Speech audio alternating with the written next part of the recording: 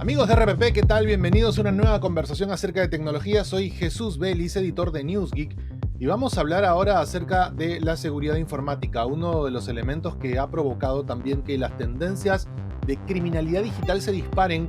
De hecho, desde pandemia estamos registrando no solamente incrementos en ataques, sino incremento de modalidades. ¿Cuáles son las tendencias claras en este tema? ¿Cuáles son las nuevas maneras en que los delincuentes acceden a nuestra información a través de distintos recovecos de la internet? Pues vamos a hablar de esto con Sol González, investigadora del laboratorio de SET para Latinoamérica. ¿Cómo estás, Sol? Bienvenida a RPP. Muchas gracias por la invitación, muy bien, y contenta de estar acá en Perú. Es mi primera vez, así que súper emocionada. Bueno. Provecho entonces con eso. Ahora, ¿qué tan contenta estás con este análisis que ha hecho el SET? ¿Y qué tan contentos deberíamos estar en temas de seguridad? Asumo que nada contentos. Cuéntame un poco. Bueno, te comento, nosotros desde SET elaboramos lo que es un SET Security Report, que en rasgos generales es un reporte de amenazas, ¿no?, con respecto a Latinoamérica. Y Perú justamente, lamentablemente podría llegar a decir, fue el país con más detecciones totales en cuanto a ciberamenazas, ¿no?, adveniéndose del 18% de las detecciones que ocurren en Latinoamérica, ¿sí? Cuando hablamos de detecciones, hablamos de lo que respecta a, bueno, cuánta cantidad de detecciones de malware hay en lo que es la región de Perú. Luego le siguen otros países como México y Colombia, pero el primer puesto se lo lleva Perú en este caso. Entonces, para tener la idea clara, de cada 100 Sí. ataques que se registran en Latinoamérica, 18 caen a Perú. Es lo que estás diciendo. Exactamente, sí. Ahora, básicamente estamos hablando de malware, ransomware. ¿Cuál es la ruta que escogen los delincuentes? Por lo que hemos notado, sí, desde SET, Perú tiene la mayor cantidad de detecciones, pero en lo que respecta a códigos espías, es decir, por ejemplo, algún tipo más técnicamente spyware, backdoors y RAT. Pero ¿qué son efectivamente un código espía? Bueno, esto, por ejemplo, revisar lo que es la información del usuario final, ¿sí?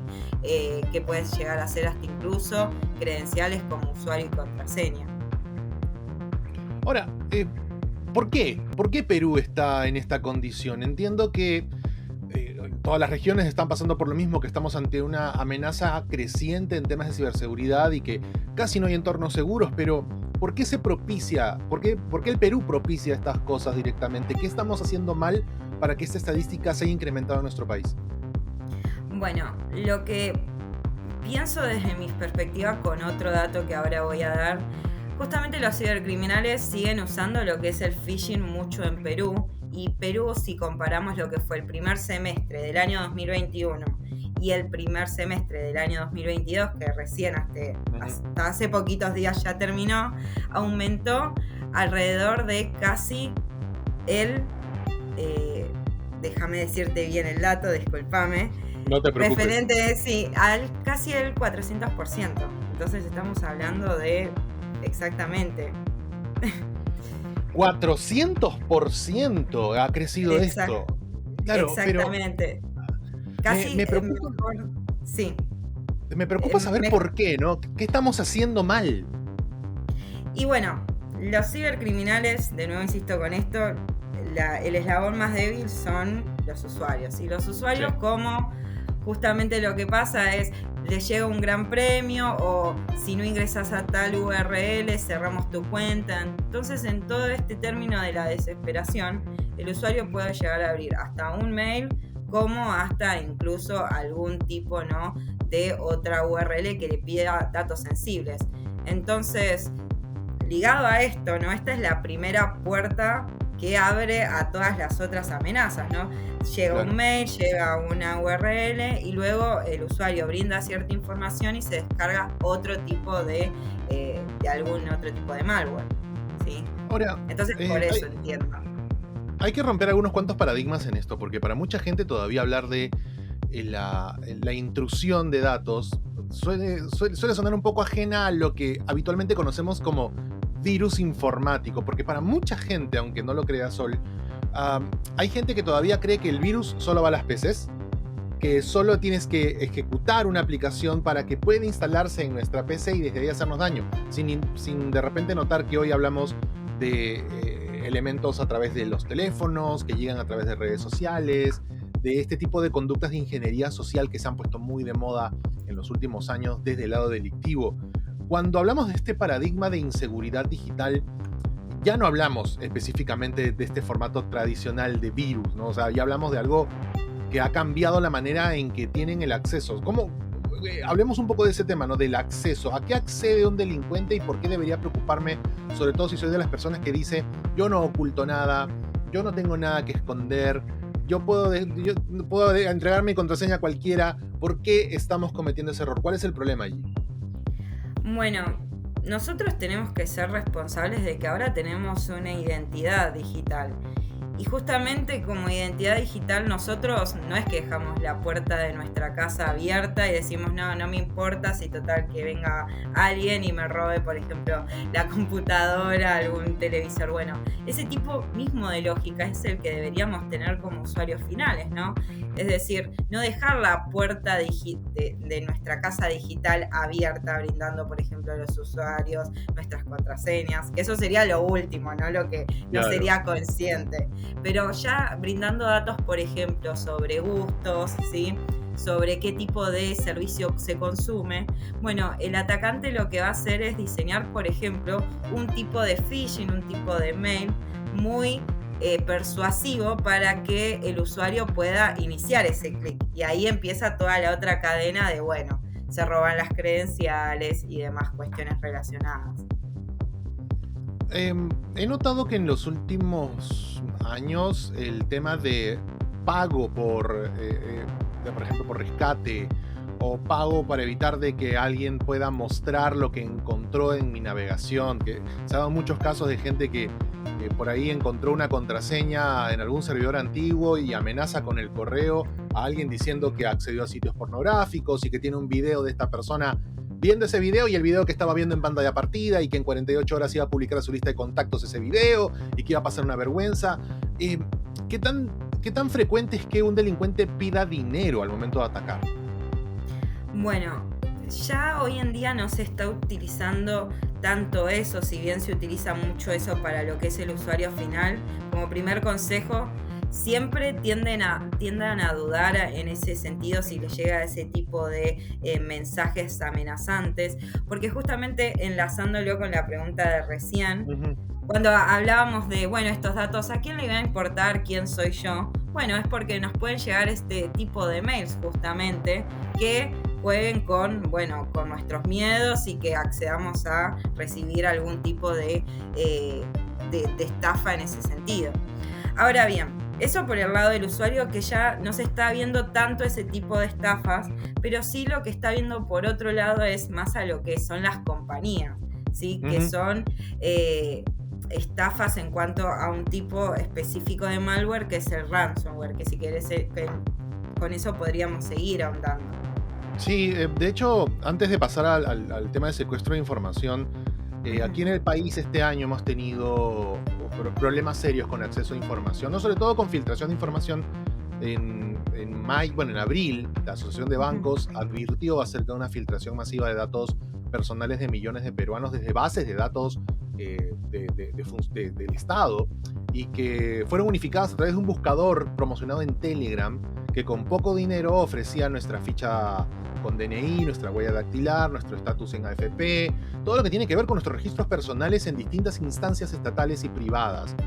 Esto obviamente alerta, porque no se trata simplemente de que se filtre tu contraseña de Facebook, se filtra información que no puedes variar a pedido y que resulta clave justamente para el resguardo ante la ingeniería social que muchos aplican por teléfono o por mensaje. Esto evidentemente preocupa también, pero antes de pasar al tema de ransomware, me gustaría saber en qué están fallando también las empresas para propiciar esto. O sea, ¿cuál es el error más frecuente? ¿Que descuidan las bases de datos, descuidan los servidores? ¿O es que el usuario empresarial es todavía más susceptible al tema de malware, phishing y todo esto? Me atrevo a decir que en verdad es una combinación de todas esas cuestiones que vos enumeraste, porque principalmente el usuario final, podés tener muchas tecnologías muy buenas, pero si no estás capacitando a tus usuarios finales, si bien las tecnologías te van a ayudar, bueno, lamentablemente siempre hay una pequeña fuga que puede llegar a ocasionar problemas, ¿sí? Pero esto me lleva también a pensar un poco en los dispositivos celulares, ¿no? Porque hoy también eso es un tema que puede llegar a hacer una entrada para también afectar a lo que es la empresa. Y con esto, sí, justamente desde SED hemos hecho una encuesta en cuanto a las empresas peruanas y justamente solo el 9% de las empresas están utilizando lo que son soluciones de seguridad, por ejemplo, en dispositivos móviles. Y esto es un problema, justamente. Perdón. Una de cada 10 empresas localmente invierte en seguridad para teléfonos dentro de la empresa. Claro, igual esto cabe mencionar que esta encuesta sale de alrededor de 122 empresas peruanas. ¿Sí? Pero te da un parámetro preocupante, claro, ¿no? Exactamente, siempre nos parece importante mencionar esto. Bueno, de esto hicimos una encuesta y de esta cantidad de empresas, solo el 9% está utilizando software antivirus en un dispositivo celular. Es que acá viene otra leyenda urbana que tiene justamente que ver con el uso cotidiano que le damos a los celulares y que a veces utilizamos nuestro propio dispositivo para entrar en entornos empresariales, o que las empresas nos dan un teléfono que a veces no usamos mucho y que tampoco pues tiene el resguardo. Para empezar, algún empleado, algún colaborador que esté viendo esta emisión, escuchando este podcast, va a pensar, yo tengo iPhone. A mí cuando a mí me vendieron el iPhone, me dijeron de que en iPhone no entran virus, no entra malware, que es un entorno seguro. Cuando hablamos de iOS, cuando hablamos de desarrollo de Apple, ¿estamos hablando del mismo nivel de inseguridad o es que realmente existe una defensa mejor en ese ecosistema de soluciones? Porque lo he escuchado muchísimo. Claro, en este sentido no es que es mejor Android que iPhone, sino que obviamente son tecnologías más diferentes, ¿sí? Y además tienen ciertas capas, ¿no? Que capaz que Android no tiene, pero en efectividad es lo mismo. Lo que pareciera que fuera más seguro iPhone que Android es que los cibercriminales son buenos estudiantes, como yo digo, del mercado y justamente no van a programar un malware o alguna campaña maliciosa para 5 personas que solamente usen iPhone. Ellos van a buscar donde está el mayor rédito y por eso las amenazas están más hechas para ese tipo de público, porque el mercado, ¿quién es el que lo lidera? Android. Justamente es como por cómo va el mercado. Si el día de mañana hay más iOS, seguramente los cibercriminales van a empezar a realizar todavía más malware de ese estilo. Claro. Y asumo también que el esfuerzo para desarrollar malware en iOS no digo que sea fácil, pero debe ser menor en comparación al mundo Android, que tiene un ecosistema muy diferente en marcas, en versiones, en desarrollo. Cuando hablamos de iOS hablamos básicamente de un solo núcleo, pero en el caso de Android hablamos de múltiples ejecuciones al mismo tiempo en función de la marca que construye, de la versión que utiliza, del hardware que está incorporando. Pero en iPhone solamente tienes que atacar a un solo engranaje, ¿no? Que es toda la estructura. Pero ahí viene el otro tema que durante años también se ha mencionado y tiene que ver con la necesidad de un sistema de revisión de tipo antivirus o algo que revise el malware en el teléfono. ¿Realmente ha llegado el momento? Yo entiendo que sí, como persona dedicada a tecnología entiendo que sí, yo lo tengo, pero ¿por qué no se ha vuelto tan popular el hecho de proteger esta inversión, que al final de cuentas es una caja fuerte para nuestra información, nuestros datos, nuestras facturas, nuestros accesos y todo lo demás? ¿Por qué no se fomenta tanto la inversión en una defensa personal o empresarial desde el teléfono? Entiendo que los usuarios están muy acostumbrados a hablar de antivirus en lo que es una computadora, pero no muchas empresas hablan de, bueno, también existen riesgos en lo que son los dispositivos celulares y el usuario no es como que maneja justamente el dispositivo celular como que si no fuera una computadora, lo cual es y tiene hasta incluso muchísima más información sensible que muchas veces una computadora. Por lo cual siempre desde SET, cuando tenemos este tipo de entrevistas y demás cuestiones, siempre reforzamos que se debe también utilizar un producto antivirus en un dispositivo celular. Ya va más allá del entorno corporativo, ya como usuarios finales queremos cuidar nuestras fotos, nuestras conversaciones, y hasta incluso tenemos aplicaciones de home banking, entonces me parece que es para preocuparnos aún más. Es más, hoy en día me atrevo a decir, iría primero a instalar el anti-malware en lo que es mi dispositivo celular y ahí nomás sigo con mi computadora. Claro, es el dispositivo que usas para básicamente todo.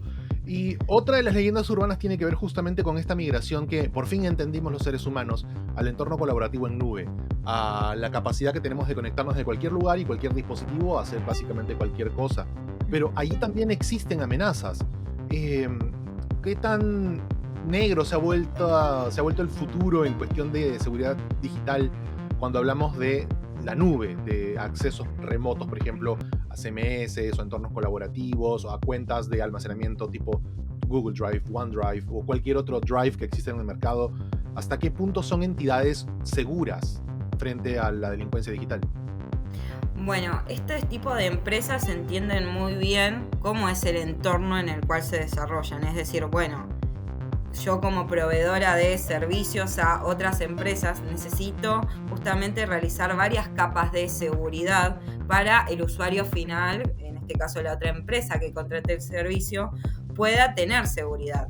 No obstante, como empresarios o como persona que contrate este tipo de servicios en la nube, no tiene que dejar la responsabilidad por parte de lo que es la empresa, tal como mencionaste, de la nube, sino que lo que tiene que hacer además es tener una seguridad íntegra.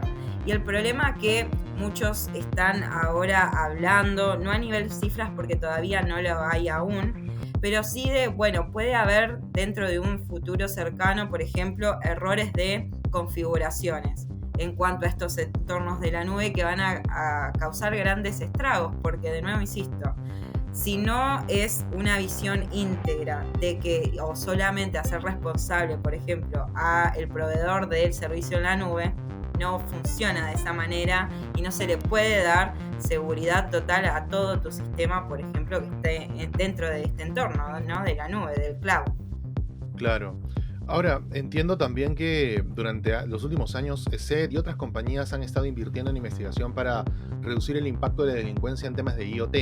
El Internet de las Cosas se ha mostrado muy frágil para la contención de delincuencia y es básicamente el acceso tradicional que muchos delincuentes tienen cuando quieren entrar a una red Wi-Fi, un televisor, un foco, una impresora, lo que esté conectado al Internet a través de nuestro Wi-Fi. ¿Hasta qué punto esto sigue siendo una amenaza? ¿Hasta qué punto el IoT se ha mantenido como inseguro frente a otros productos?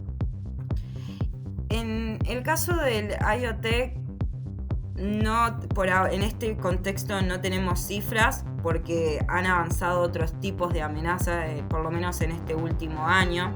Uh-huh. Más que nada, por ejemplo, en Perú lo que más estuvo aumentando fue, por ejemplo, de nuevo insisto, algunos tipos de malware más utilizados para el robo de datos. Pero en cuanto al IoT todavía no tenemos tanta información del último año, por ejemplo. Ahora, cuando recibiste el reporte de SET y te dijeron en el trabajo, bueno chicos, este es el reporte anual, por favor, confidencialidad, tenemos una fecha de publicación, y empezaste a revisarlo, ¿qué fue lo que más te espantó? ¿Qué fue lo que más te preocupó de ver las cifras y dijiste, ¡diablos! ¿Qué está pasando en el mundo? ¿Por qué no entienden que hay que hacer las cosas bien? ¿Qué fue lo que más realmente te llamó la atención del reporte? De nuevo insisto, a mí lo que más me llamó la atención fue el tema de los dispositivos celulares. ¿Por qué? Porque bueno, de nuevo, esto que estuvimos hablando, tenemos muchísima información sensible dentro de nuestros dispositivos móviles.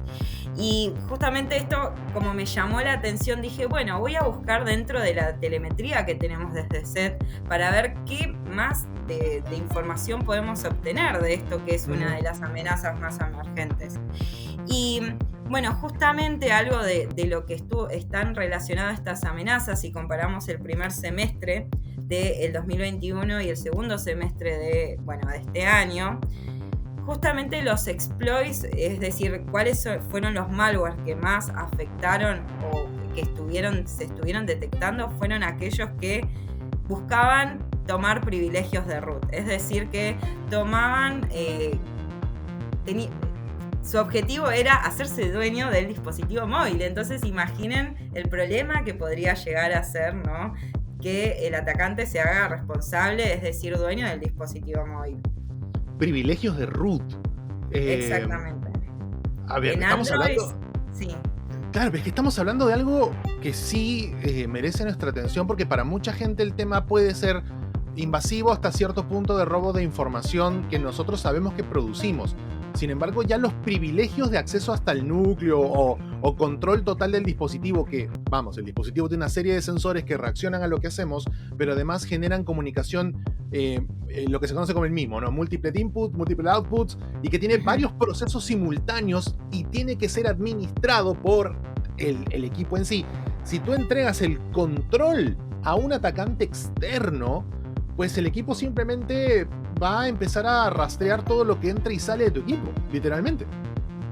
Exactamente, o más aún con todo lo que viene siendo este último tiempo, el spyware también existe dentro de los dispositivos celulares. Entonces, imaginen de nuevo, si ya se tiene privilegios de root, ya se puede tranquilamente instalar algún otro tipo de malware relacionado a esto, que hoy en día, insisto, con el tema de cuidemos nuestros datos porque es el petróleo del siglo XXI y realmente se puede hacer cosas grandiosas con nuestros datos como también peligrosas.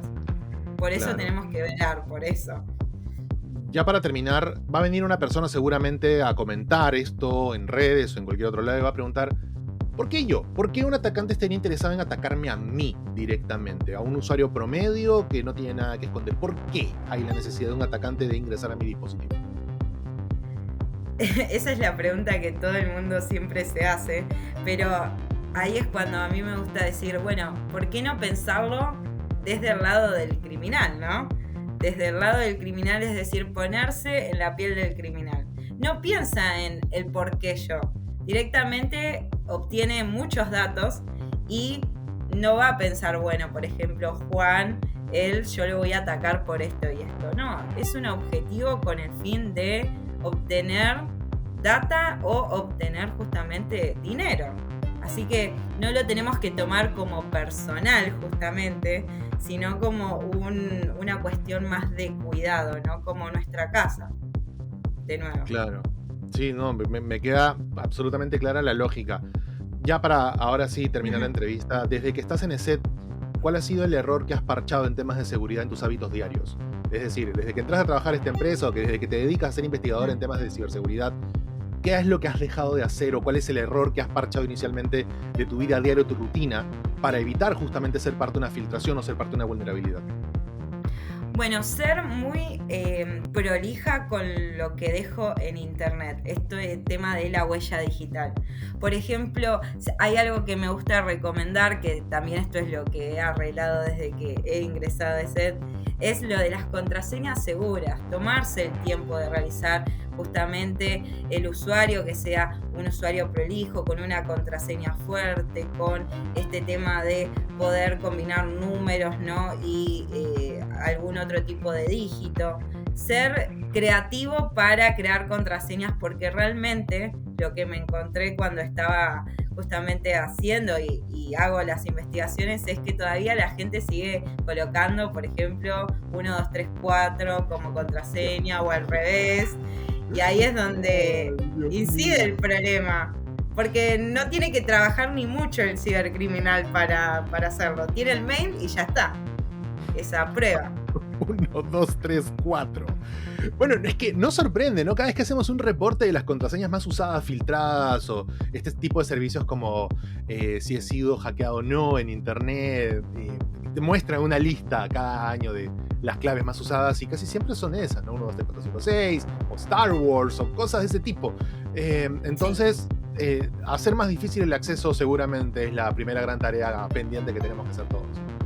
Exactamente. Y después lo otro que he aprendido también es que tenemos que ser, hasta incluso me incluyo yo, de usuarios conscientes en el sentido de no tomar justamente esto que veníamos hablando antes, de no, ¿cómo no me va a pasar a mí? eso dejarlo totalmente de lado, porque por ejemplo cuando navego en lo que es la dark web y demás, es muy fácil encontrar base de datos de usuarios, contraseñas, mails, toda esa información.